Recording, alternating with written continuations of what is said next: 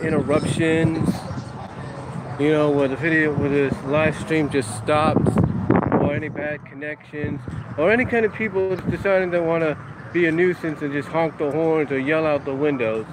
It is, today is the 1st of June 2000, Friday, TGIF Friday, thank God it's Friday. But it's also, this evening, here in Patterson, the beginning of the 48th annual Patterson Apricot Fiesta. Tonight is the beginning. Tonight basically is more about the Little Mr. and Mrs. Apricot pageant, as well as the Miss Apricot pageants. That's all it really is about. I mean, you do get the rides. Some of the rides are all ready and set to go. Some won't be fully ready and set to go, which I have about, according to about 25 minutes to go.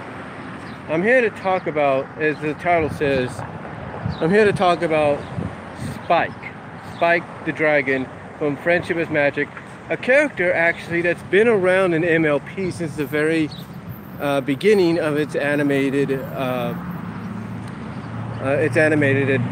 adaptions. As a matter of fact, Spike's been around since the 1986 series, 1986-83.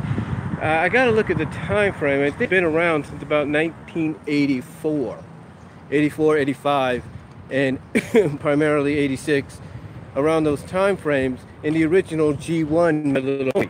He's been around that long. He's actually played an integral part in the movie. He played some kind of a major role in the movie, in the theatrical original 1986 MLP movie. He played a role, and ever since then he was part of the original animated series.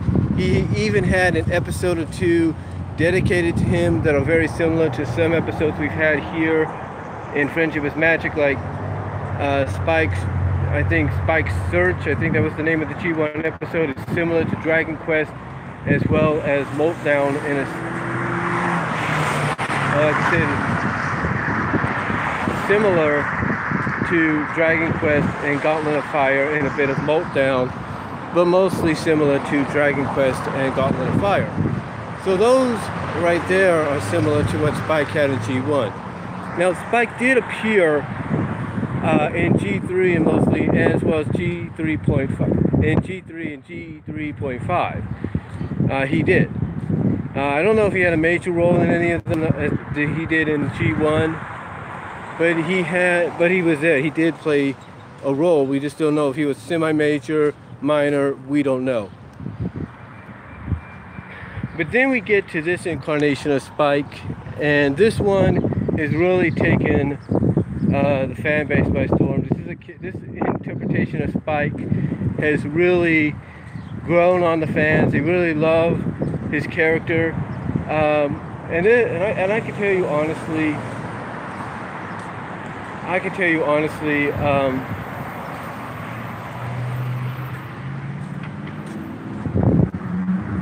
well, like I said, I can tell you honestly that anytime this character is written in a way that the fans feel is wrong, the fans feel is nothing but a joke, yeah, you know, it's like they will do their best. Doesn't matter if it's on Twitter, here on YouTube, on Facebook, at any of the Facebook group pages, on DeviantArt, wherever. You know, even Equestria Daily, the MLP forums, you name it, the forums at Equestria Daily, they will literally let the frustrations known at how Spike is being portrayed or treated.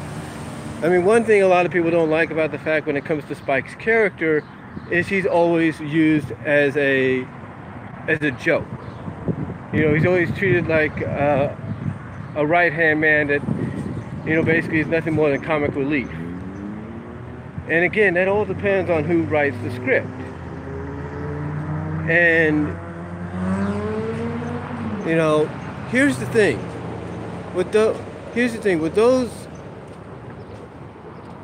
you know, with that kind of being an exception, there are times to oppose that. to oppose that, there have been times where Spike's character has been treated with respect, has been treated with the character development he well deserves. That's about it.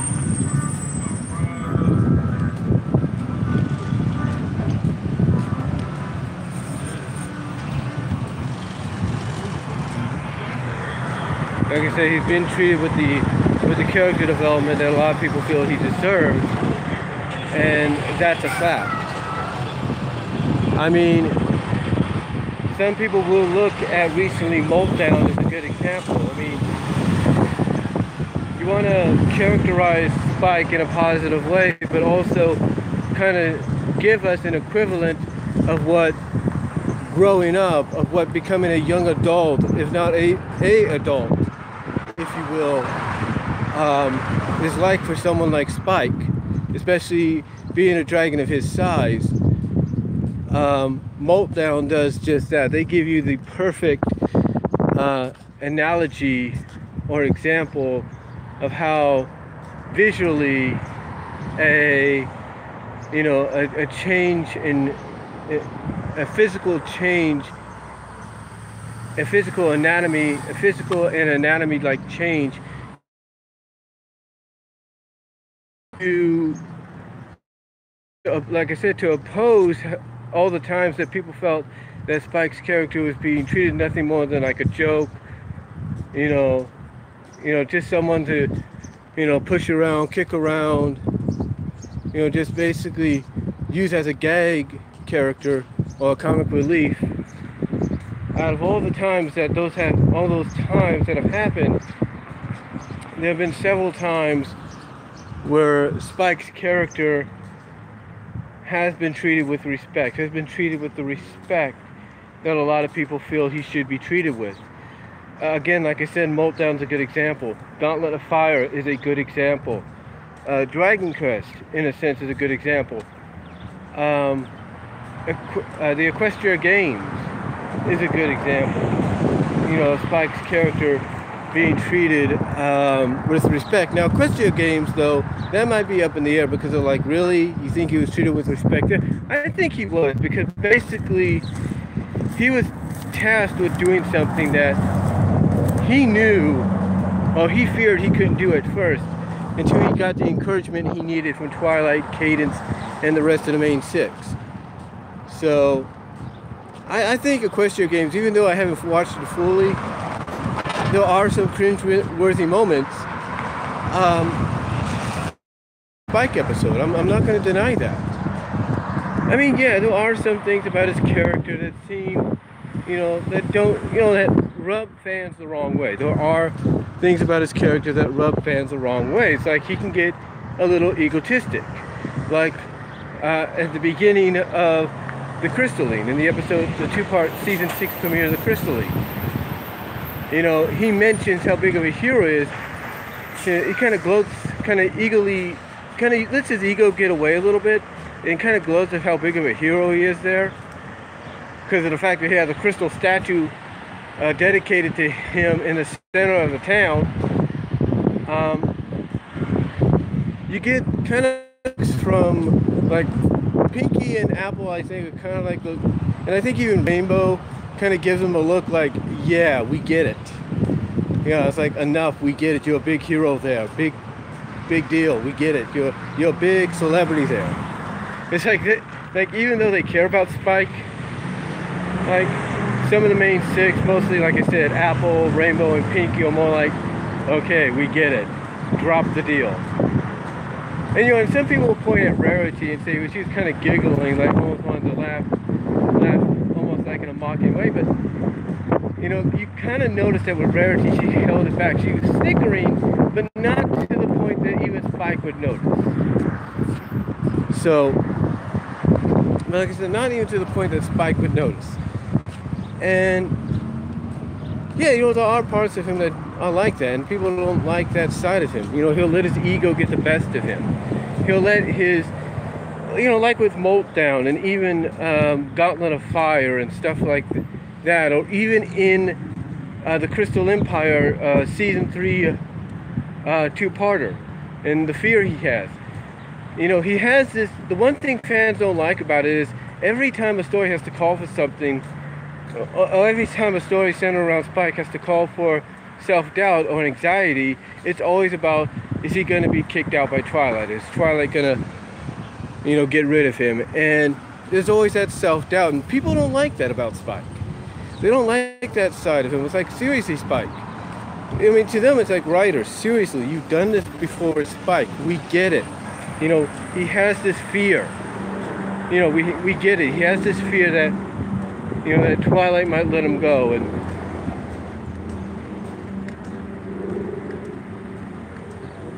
there's a plane up there. But, you know, he has this fear that, you know, Twilight might let him go. And that's not, and basically he always has to be reassured by Twilight or Rarity or one of the main six that ain't gonna happen. She's not gonna let Spike go. She raised him. She raised him from an egg, and that basically his home is with her and the rest of the main seven, main six, whatever you want to call it. So he always has to be reassured that he's not going to get kicked out. And again, that's the one thing fans get sick and tired of seeing a repeat of. A repetitive repeat of. It's basically, really? You're going to go this route again? And for this story that doesn't make sense. We've seen this. We know what's going to happen. And you know, there's even a story coming up in season 8 with the synopsis basically begging the question of whether Spike's going to stay or not stay or leave Ponyville, because this big dragon comes out of nowhere claiming to be his father. Well, I kind of mentioned in a response to a topic on the MLP forums and Equestria Daily, I basically see it like this. They're going to tease it, but in the end, Spike's going to find out he's always been a true dragon, because he's been true to himself the whole time. That this whole time he's always been a true dragon. He's always been the true Spike. Like, and he's going to end up staying with him, because he's going to realize he's always been true to himself while he's lived with Twilight and around the main seven. So I don't think when that episode comes out later on this season, he's going to go anywhere. Because one, why would you want to get rid of a major character? You don't. And two, why would you want to get rid of a major character you just gave a huge change to? A huge design change to? You know, why would you want to do that? You wouldn't. You would not want to do that. That would not make any freaking sense when it comes to a character like Spike. It wouldn't. It would not make any sense, in my opinion. So, I don't think Spike's going to go anywhere. If they do make him leave, that'll be a surprise. But I don't think so. Because we know, the only reason these kind of synopses are around for the younger viewers, so they can question, oh my gosh, is Spike going to leave? This could be it. You know, it's for the younger viewers.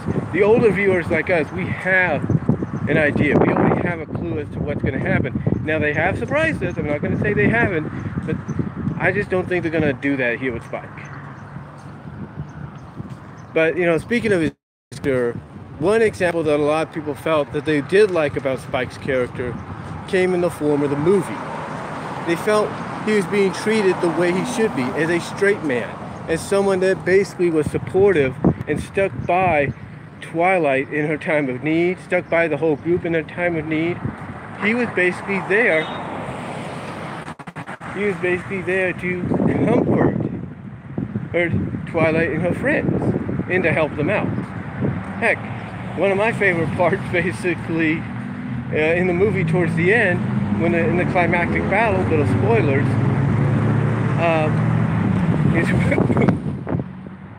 is when they're heading up the stairs at Canterlot Castle, and they get and they encounter this group of stormtroopers, because that's what they're called. Not Star Wars stormtroopers, but stormtroopers, period. That's what they're called. And Kappa looks down at Spike, and at first, like the rest of the main five and Spike, they're kind of a little concerned. But then Kappa looks down at Spike and kind of says, "Hey, ain't you a fire-breathing dragon?" And it's like that suddenly just dawns on Spike, and he looks, and he shoots Kappa this look like, "Oh yeah."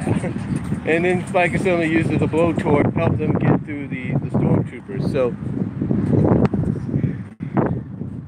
so yeah, Spike was treated well in the movie. There's no doubt about that.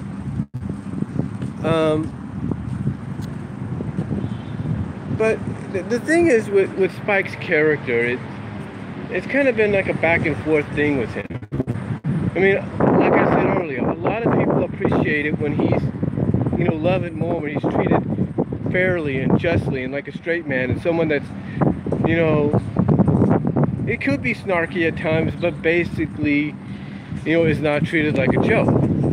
The one thing that a lot of fans have been very vocal about when it comes to his character, though, is his relationships. Mostly his infatuations, his romantic tendencies to characters like, let's say, Rarity, where the very popular Sparity name came from, that romantic ship. And a lot of people have always been questioning, why does Hasbro keep this up when nothing has come about it? And one, I've said this before. In fact, I did a 5 reasons kind of deal, but mainly to me because they know it's part of continuity. It's an official part of continuity, that it's basically officially canon. They know this. The creative staff knows this, especially when it came to, especially after Secret of My Excess. They know this. They know this. That's why on occasions they will still tease it. They will still, they will still tease it. They will still reference it. They will still do episodes focusing or they will still do episodes focused or related to it, or stuff like that. They will still do it because they know officially it's canon, that it is officially part of the continuity. I mean, even the comics go as far as to say, hey, look, because like I said before, and I showed this in my 5 reasons video, Spike's the one that had the last say that helped break the Nightmare Magic's hold on Rarity. So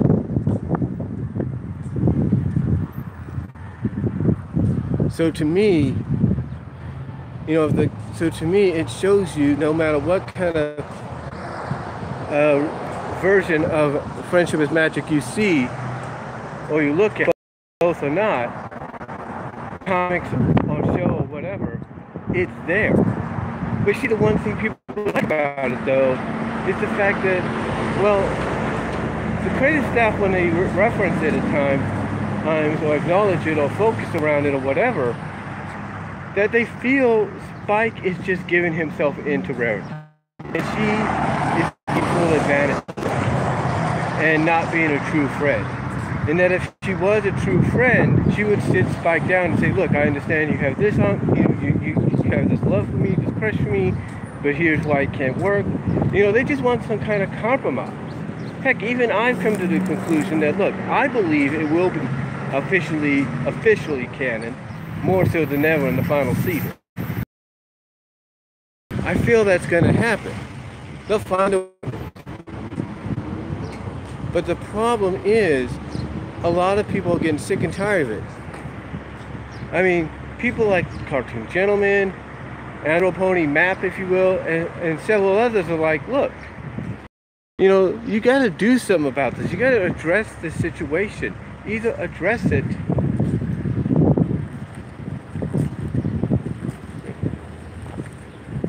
Let's begin the haircut.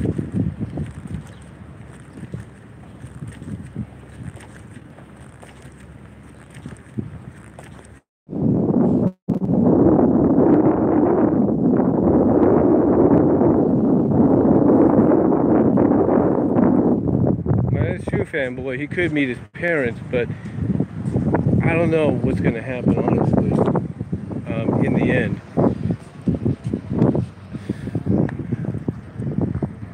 But like I said, basically,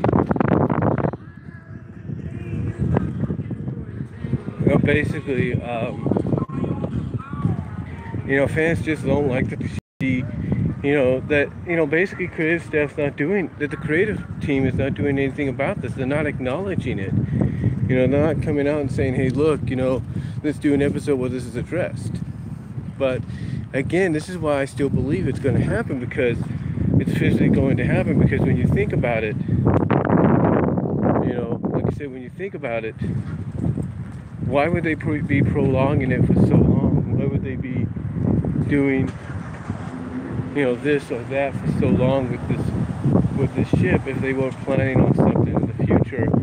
And again, this is the kind of ship that, when I compared it to Hunchback of Notre Dame 2, it's similar to that. It's like, you wouldn't think a character like Madeline in Hunchback of Notre Dame 2 would fall for someone like Quasimodo, but she does.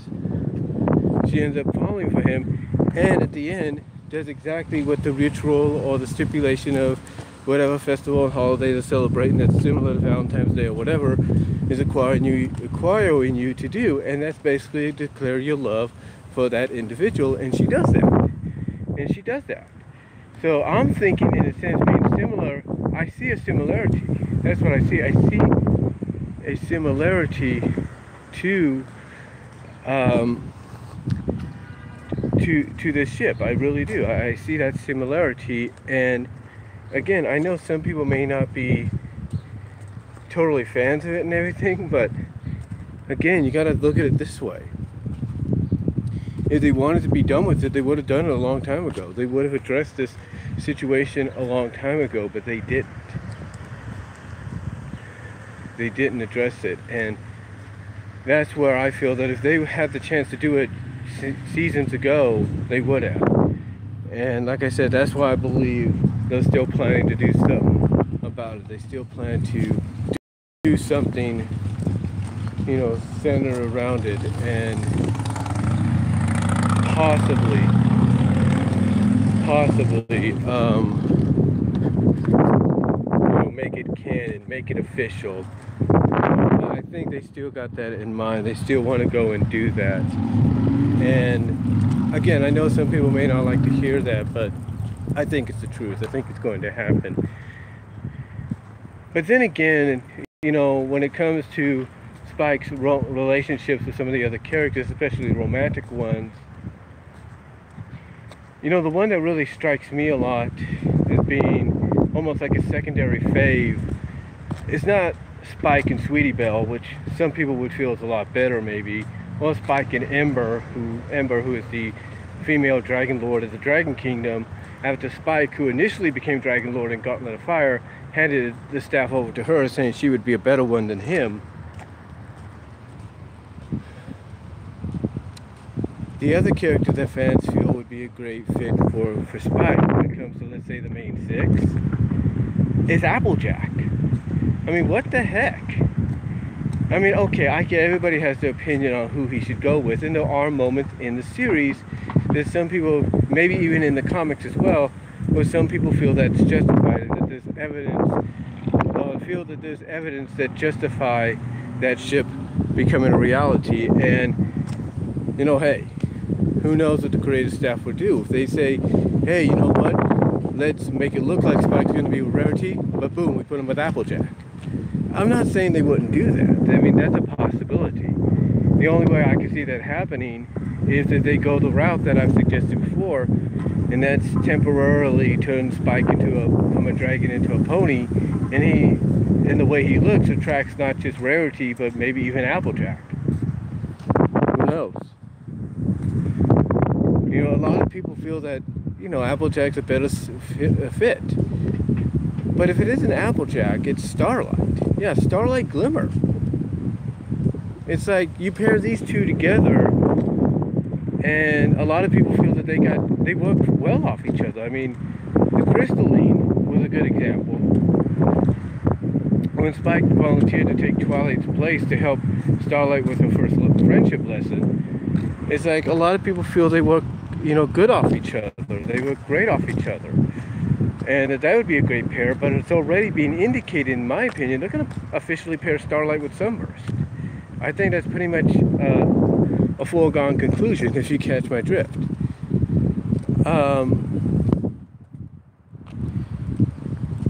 But yeah, you know, it's those kind of things. And like I said, I know a lot of people, have the opinions on who Spike romantically should be with when it comes to some of the main 6, main 7 characters.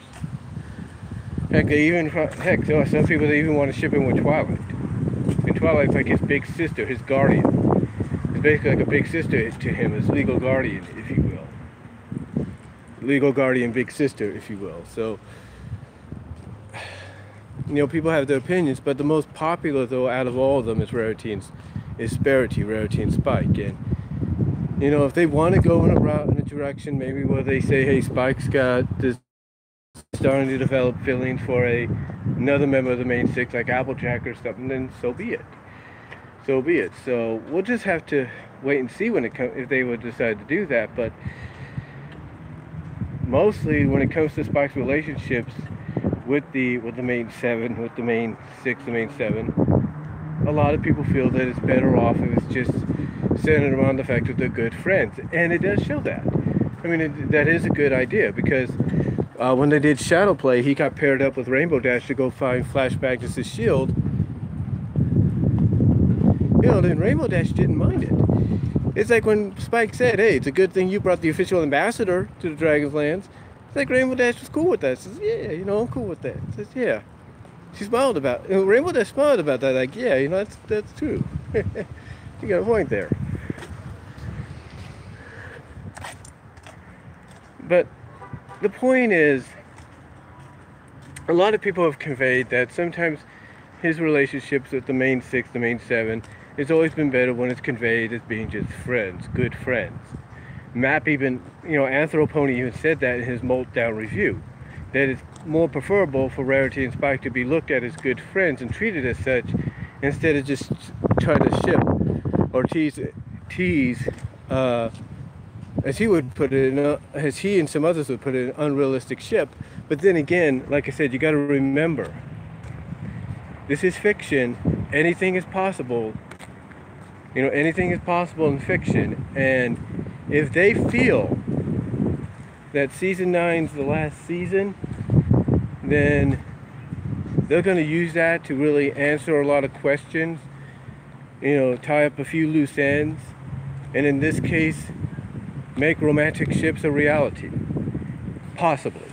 And I think the one they're primarily going to focus on if they do that will be Spike and Rarity. And I think that is going to happen in the final season. So, but that's all I could say on Spike's character. I got to get back into work from lunch now. But yeah, that's all I'm going to say on this little character discussion talk on Spike's character. Let me know what you guys think down below. Let me know if I missed anything. Sorry for the wind and the abrupt interruption of the live stream earlier. But let me know what you guys think. What do you think about what I had to say about Spike's character? Again, let me know if I missed anything and all that. Let me know. And well, that's really all I have to say, folks. So I got to get back in now. I'm going to have about at least an hour and a half to go before I clock out. So it's just one of those unusual schedules.